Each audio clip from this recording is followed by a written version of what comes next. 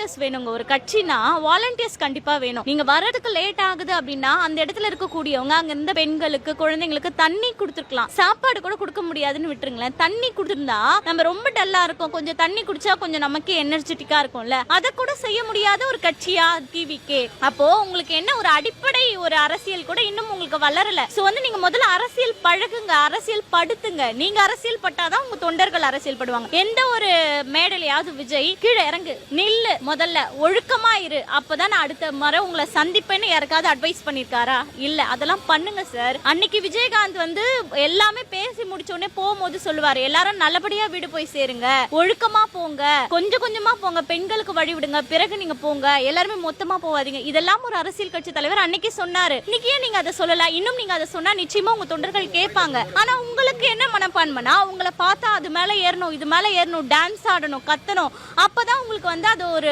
பாத்தியா என்னோட கூட்டம் எப்படி இருக்கு, எனக்காக எதுவுமே செய்யணும்னு உங்க அரசியலை காட்ட நினைக்கிறீங்க. அப்படி தயவு செஞ்சு நினைக்காதீங்க. இதனால பல மக்களோட உயிர் தான் இன்னைக்கு போயிருக்கு. 41 பேருடைய குடும்பத்துக்கு இன்னைக்கு நீங்க ஆறுதல் சொல்றதுக்கு 68 மணி நேரம் கழிச்சுதான் ஒரு காணொலி போட்டீங்க. அதுலயும் உங்களுடைய டார்கெட் என்னன்னா சிஎம் சாரை அட்டாக் பண்ணணும். அப்ப அந்த மக்களுடைய குடும்பத்துக்கு நீங்க ஆறுதல் சொல்றதுக்கு போடல. அப்ப நீங்க அரசியலுக்கு கண் துடைப்புக்கு தான் வந்தீங்களா? நீங்க இதுக்கப்புறம் அரசியல் பண்ணுவீங்களா மாட்டீங்களான்னு யாருமே உங்களுக்கு கேட்கல. ஆனா நீங்க அதெல்லாம் பதிவிடுறீங்க.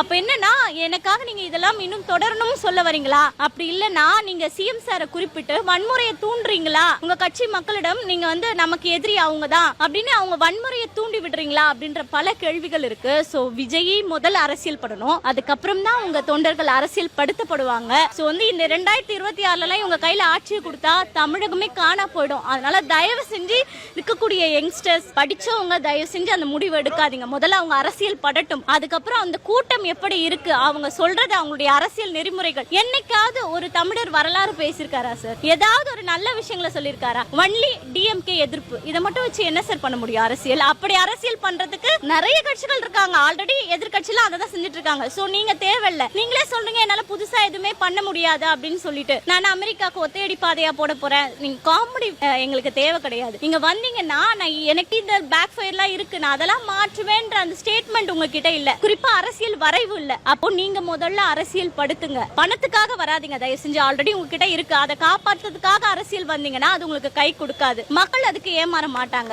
இந்த மாதிரி இருக்கக்கூடிய இளைஞர்கள் வேணா உங்களுக்காக நிக்கலாம். ஆனா அது நாளைக்கு அவங்களுக்கு தான் இழப்பா இருக்குமே தவிர அவங்க குடும்பம் என்னைக்குமே உங்களுக்கு சப்போர்ட் பண்ணாது. சோ இதெல்லாம் நீங்க மாத்த மட்டுமே விஜய் சாரால கண்டிப்பா அரசியல்ல வெற்றி பெற முடியும். அப்படி இல்லைன்னா இன்னும் போக போக நடக்கிற விஷயங்கள்லாம் பார்த்து மக்கள் சுத்தமா விஜய் வெறுத்துருவாங்க அப்படின்னு தான் சொல்லுவாங்க.